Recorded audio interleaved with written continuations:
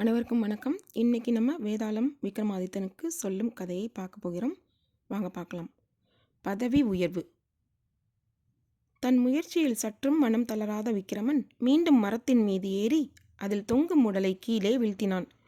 பின்னர் கீழே இறங்கி அதனை சுமந்து கொண்டு மயானத்தை நோக்கி செல்கையில் அதனுள் இருந்த வேதாளம் எள்ளி நகைத்து, மன்னனே, நீ உன் திறமையை காட்டி இப்பணியில் முழுமூச்சுடன் ஈடுபட்டிருப்பதாக தெரிகிறது. சில சமயங்களில் திறமைசாலிகள் மதிக்கப்படாததோடு அவமானப்படுத்தவும் படுகிறார்கள்.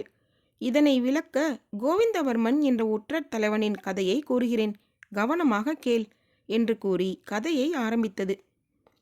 சூரபுர நாட்டின் மன்னன் சூரசேனன் மிகவும் கொடியவன். தன் நாட்டை விஸ்தரிக்க வேண்டும் என்று ஆசை கொண்டவன். அவனுக்கு தன் அண்டை நாடான சொர்ணகிரியின் மீது ஒரு கண் இருந்தது. ஆனால் அந்த நாட்டை போரில் வெல்லும் அளவிற்கு அவனிடம் படைபலம் இல்லை. எனவே அதற்கு என்ன வழி என்று யோசிக்கலானான். அப்போது சொர்ணகிரி மன்னனின் மகள் ஒரு காட்டில் தன் தோழிகளோடு உல்லாசமாக பொழுதுபோக்க போய்க் கொண்டிருக்கிறாள் என்பது சூரசேனனுக்கு தெரிந்தது. அவன் தன் வீரர்களை அந்த காட்டிற்கு அனுப்பி அவளை சிறைபிடித்து தன் நாட்டிற்கு கொண்டு வந்து விட்டான். அதன்பின் அவன் சொர்ணகிரி மன்னனுக்கு ஒரு கடிதம் எழுதி தன் தூதன் வாயிலாக அனுப்பினான். அதில், உன் மகளை நான் பிடித்து வைத்திருக்கிறேன். அவளை நீ மீட்டு கொள்ள வேண்டும் என்றால் நீ பணய பணம் 5 லட்சம் வராகன் கொடுக்க வேண்டும். நீ மட்டும் என் நாட்டின் மீது படையெடுத்து உன் மகளை மீட்க முயன்றால் நீ அவளை உயிருடன் காண முடியாது. அவளது பிணத்தைத்தான் எடுத்து போக வேண்டி வரும். உன் பதிலை சொல்லி அனுப்பு என்று இருந்தது. தூதனிடமிருந்து அக்கடிதத்தை வாங்கி படித்த கில மந்திரி கிருஷ்ண சர்மா மன்னனிடம் அந்த விஷயத்தை கூறிவிட்டு தூதனிடம், உன் அரசனிடம் இன்னும் 1 மாத காலத்தில் அவர்கள் கேட்ட தொகையை அனுப்புவதாக சொல் என்று கூறி அனுப்பினார். தூதன் போனதும் சொர்ணகிரி மன்னன், என் மகளை விட்டு விடுவான் என்பது என்ன நிச்சயம் என்று கேட்டான். கிருஷ்ண சர்மாவும், நாம் அவனுக்கு ஒரு செல்லாத காசு கூட கொடுக்கப் போவதில்லை. இந்த 1 மாதத்துள் நம் அரசகுமாரியை விடுவிக்க வேண்டும். அதற்காகத்தான் நான் அப்படி பதில் சொல்ல அனுப்பினேன் என்றார். பிறகு அவர், நமக்கு விசுவாசமாக பணிபுரியும் ஒற்றர் தலைவன் கோவிந்தவர்மனை அனுப்பி அரசகுமாரி எங்கு சிறை வைக்கப்பட்டிருக்கிறாள் என்பதை தெரிந்து கொள்ளலாம் என்றார். மன்னனும் கோவிந்தவர்மனிடம் அப்பணியை ஒப்படைக்கவே அவன் மீனவன் வேடத்தில் சூரபுர எல்லையை அடைந்தான்.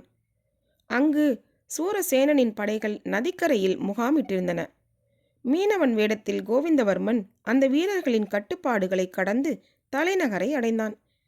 சூரபுரியில் 4 நாட்கள் அலைந்து திரிந்து சொர்ணகிரி அரசகுமாரி அங்கு இல்லை என்றும் அங்கிருந்து சற்று தூரத்தில் உள்ள ஒரு பாழடைந்த கோட்டைக்குள் வைக்கப்பட்டிருக்கிறாள் என்றும் அவன் தெரிந்து கொண்டான். அவன் உடனே அங்கிருந்து புறப்பட்டு இரவு வேளையில் அந்த பாழடைந்த கோட்டையை அடைந்தான். அவன் அக்கோட்டைக்கு வெளியே ஒரு மறைவான இடத்தில் நின்று அக்கோட்டையை உற்று பார்த்து கொண்டிருந்தான். அப்போது யாரோ ஒருவன் பலமாக அவன் தலை மீது அடித்தான். கோவிந்தவர்மன் கோபத்தோடு வாளை உருவிக்கொண்டு திரும்பி பார்த்தான். அங்கே காவல் வீரன் ஒருவன் தீவட்டியுடன் நின்று கொண்டிருப்பதை பார்த்து சட்டென தன் வாளால் அவனை குத்தி கொன்றான். அந்த வீரன் ஓவென கத்திக்கொண்டே விழுந்ததால் சற்று தூரத்தில் காவல் புரிந்து கொண்டிருந்த வீரர்கள் அந்த இடத்திற்கு ஓடி வந்தார்கள். அதை கண்ட கோவிந்தவர்மன் கீழே விழுந்து கிடந்த வீரனின் தீவெட்டியை எடுத்து அங்கே உலர்ந்து கிடந்த சருகு இலை குச்சிகளில் நெருப்பை வைத்தான். காற்று வேகத்தில் நெருப்பு வேகமாக பரவவே வீரர்கள் கூச்சலிட்டு கொண்டு பயந்து ஓடினார்கள். கோவிந்தவர்மன் அந்த சந்தர்ப்பத்தை பயன்படுத்தி கொண்டு அங்கிருந்து தப்பி சொர்ணகிரியின் தலைநகரை அடைந்தான். காயமுற்ற அவன் சொர்ணகிரி மன்னனை கண்டு அரசகுமாரி சிறை வைக்கப்பட்டிருக்கும் கோட்டையை கூறி தான் அங்கிருந்து தப்பி வந்த விதத்தையும் விவரித்தான். மன்னனும் மந்திரியும் அதனை கேட்டு பேசாமல் இருந்தனர். மறுநாள் காந்தசேனன் என்ற ஒரு ஒற்றன் மன்னனை கண்டு தான் போய் அரசகுமாரியை மீட்டு வருவதாக கூறினான். மன்னனோ, உன்னால் முடியுமா? எதற்கும் கோவிந்தவர்மனை கேட்டு அந்த கோட்டைக்கு போ என்றான். காந்தசேனனோ, அரசே, கோவிந்தவர்மனை நான் சந்திக்க வேண்டியதில்லை. ஏனெனில் அவனளிக்கும் தகவல் சற்றும் பயன்படாது. ஏனெனில் சூரசேன மன்னன் இதற்குள் கோட்டைக்குள் அடைத்து வைத்திருந்த அரசகுமாரியை வேறு எங்காவது கொண்டு போய் சிறை வைத்திருப்பான் என்றான். அதை கேட்ட மன்னனும் கிளமந்திரியும் அவனது புத்திசாலித்தனத்தை கண்டு வியந்தார்கள். மன்னனும், சரி, நீ முயன்று பார் என்று கூறி அனுப்பினான். 4-5 நாட்களுக்குப் பின் காந்தசேனன் திரும்பி வந்தான். அவன் மன்னனிடம், அரசே, இந்த வேலையை என் ஒருவனால் மட்டும் செய்துவிட முடியாது. ஏனெனில் இப்போது சூரசேனன் அரசகுமாரியை ஒரு தீவில் சிறை வைத்திருக்கிறான். நான் மட்டும் தனியாக அத்தீவிற்குள் சென்றால் என்னை அங்கு காவல் புரியும் வீரர்கள் எளிதில் பிடித்து கொண்டு வருவார்கள். அதனால் பயனில்லையே. உங்களுக்கு இதனை தெரிவிப்பதே நன்று என கூறி அத்தீவு இருக்கும் இடத்தை கூறினான். மன்னனும், சரிப்போ, உன்னால் இந்த வேலையை செய்ய முடியவில்லை என்று கூறி அவனை அனுப்பிவிட்டான். கிளமந்திரியோ உடனே சேனாதிபதியை வரவழைத்து அவனிடம் அத்தீவு பற்றி கூறி, அங்குதான் அரசகுமாரி சிறை வைக்கப்பட்டிருக்கிறாள், அவளை விடுவிக்க திட்டம் வகுக்க வேண்டும் என்றார். சேனாதிபதியும், சூரசேனனுக்கு சந்தேகம் ஏற்படாதபடி நம் வீரர்கள் 100 பேருக்கு மீனவர்கள் போல வேடம் போட்டு அத்தீவிற்கு அனுப்புவோம். அவர்கள் நீந்தி அத்தீவை அடைந்து அங்குள்ள வீரர்களுடன் எதிர்த்து போராடி அரசகுமாரியை மீட்டு வந்து விடலாம் என்றான். சொர்ணபுரி மன்னன் அவ்வாறே செய்ய சொல்லி வீரர்களை மீனவர் வேடத்தில் அனுப்பினான். அதே சமயம் சூரபுரியின் மீது படையெடுத்து சென்று சூரசேனனை சிறைப்பிடித்து சூரபுரியையும் தன்வசப்படுத்தி கொண்டான். வெற்றி பெற்ற சொர்ணகிரி மன்னன் தன் கிளமந்திரியிடம், இந்த சந்தர்ப்பத்தில் நாம் நம் ஒற்றர் தலைவன் கோவிந்தவர்மனை கௌரவித்தால் நன்றாக இருக்கும் அல்லவா என்று கேட்டான்.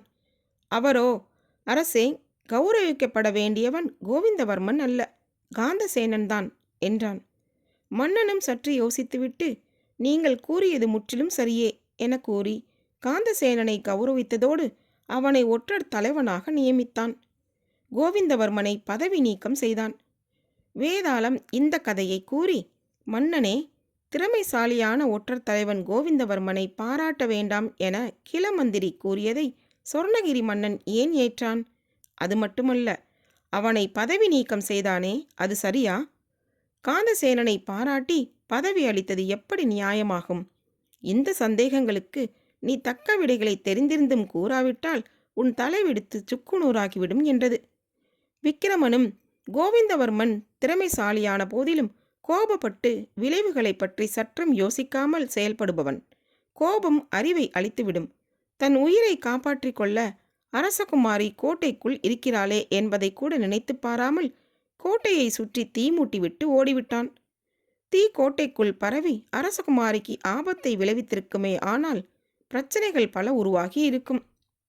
யாரோ வந்தான் என்று ஊகித்ததோடு சூரசேனன் அரசகுமாரியை அக்கோட்டையிலிருந்து தீவிற்கு மாற்றினான். இதை ஊகித்தவன் காந்தசேனன். அவன் அரசகுமாரி எங்கே இருக்கிறாள் என்பதை தெரிந்து கொண்டு வந்தான். அதனால்தான் திட்டம் போட்டு அரசகுமாரியை மீட்கவும் சூரசேனனை சிறைப்பிடிக்கவும் முடிந்தது. கிளமந்திரி இதனை எல்லாம் நன்கு யோசித்தே கோவிந்தவர்மனை கௌரவிக்காமல் காந்தவர்மனை கௌரவிக்க வேண்டும் என கூறியதை கேட்ட மன்னன் சற்று யோசித்து அதற்கு தகுதி பெற்றவன் காந்தசேனனே என்பதை ஏற்றான். கிள அமைச்சர் கூற மன்னன் அதனை ஏற்றதும் சரியே என்றான். விக்கிரமனின் சரியான இந்த பதிலால் அவனது மௌனம் களையவே அவன் சுமந்து வந்த உடலோடு வேதாளம் உயர கிளம்பி மீண்டும் முருங்க மரத்தின் மீது ஏறிக்கொண்டது. இதோடு இந்த கதை முடிகிறது. இனி வரும் அடுத்த கதையில் உங்களை சந்திக்கிறேன். அதுவரை உங்களிடமிருந்து விடைபெறுவது தீபா. நன்றி, வணக்கம்.